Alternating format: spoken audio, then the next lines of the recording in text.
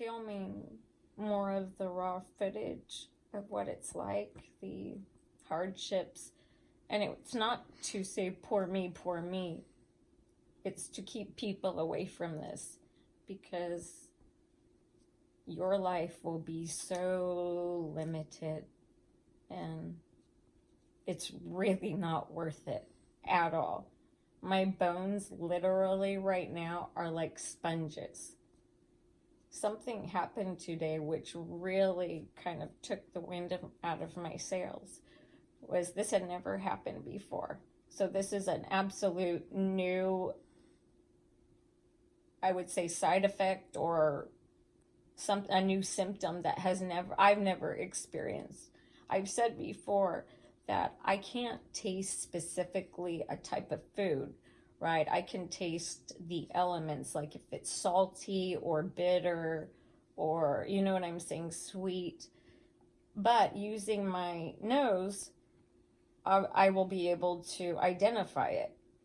Today, I started eating, and I don't know if it's due to the thrush, but I don't think so, because I've had thrush, but this hasn't happened. Is now, even with my nose working, I can't identify a thing. And that had never happened before.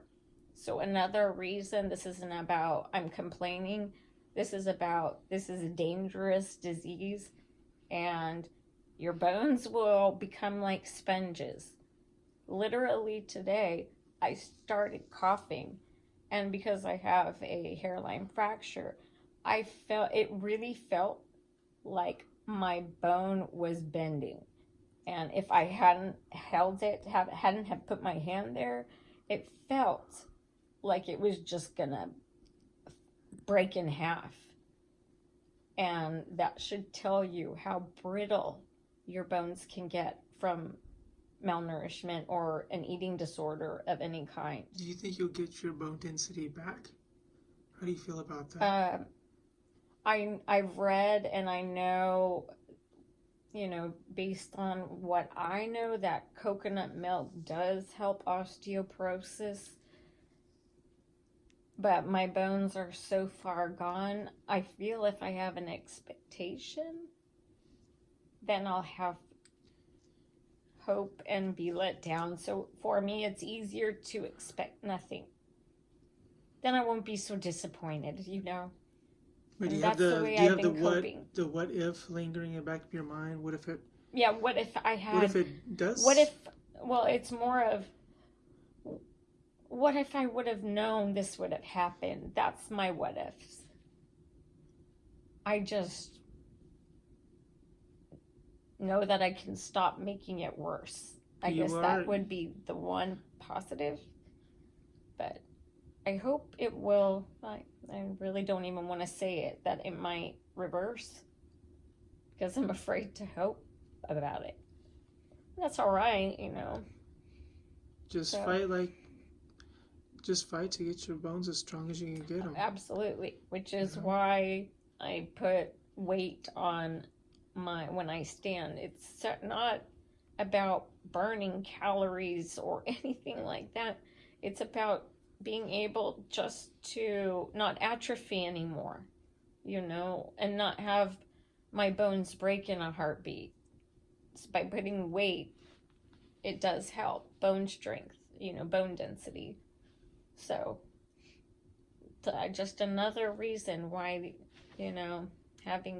going down this path needs to absolutely be avoided.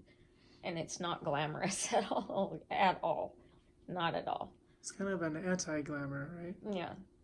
I remember Rod had mentioned that someone had asked, how did this, why is it hard for me to hear that I'm attractive?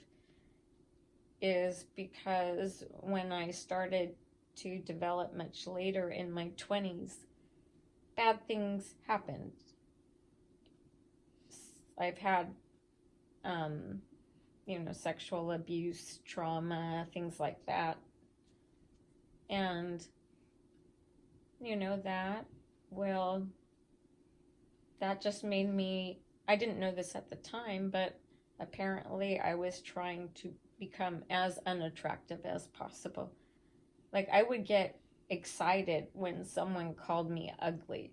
It was positive. So in my world, it was flipped around. How do you feel about that now? How do I feel about? How do you feel about where you are now? And you're not trying to make yourself as ugly as possible. I mean, are you going to be? I'm not trying to make myself as ugly as possible, but I must still have a little bit of residual because some of my habits haven't broken. I started pulling again, or when I'm not paying attention, like pulling hair. So for some reason, I'm going back to the wrong coping skills on one end, but I do feel that there has been an internal shift, and that it's kind of like at a 10% white noise. It's not like 90% negativity, 10% Rachael left. It's now become flipped around, and I still have to repeat it because when you have those, I know it does sound silly about affirmations, but you do have to re-record those, those old negative behaviors or critiques about yourself. You have to, or I had to rewire it. And so that takes time. It doesn't happen in one night for me. It took, a few years. What if you did something to make you feel beautiful again? Like, I don't know, makeup? I could try it. It sounds I weird, mean, but it doesn't matter to me. This is your own no, personal... I know that. Of course, Rod. I know you. No, I know that. You're saying this as a measure, as a therapeutic, right? Maybe a practice just to see on how you would feel. Just instinctively. Could be a challenge. Instinctively, I cringe, and I'm just being absolutely dead, honest, transparent. Instinctively, I initially cringed when you said it, so I know it will be a challenge, but I'll do it. To put makeup on again will probably be an even greater challenge than I've done with my food taboos. Overcoming those, because maybe we should do a video of you putting makeup on. Just throwing it out there. Sometimes you gotta put bait out there and hooks. You know what? I think that would be a better challenge. Like putting eyebrows, eyeliner, lip. I'll give it a go again and see what it's like. I'll let you guys know what happens. And if you have any questions or even recommendations on those kind of challenges, I would love to hear about it, because this is now an avenue that I need to tackle, being okay with those kind of things. So that's really good. Please give me some ideas, because this is healing. I feel that needs to be out there. I think this idea needs your full attention. Yeah. Then you can focus on the other ones. You can tell I'm really uncomfortable.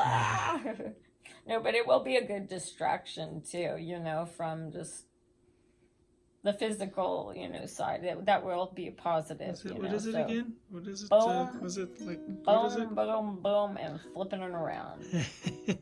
I love you guys, really. Stay clutch with me.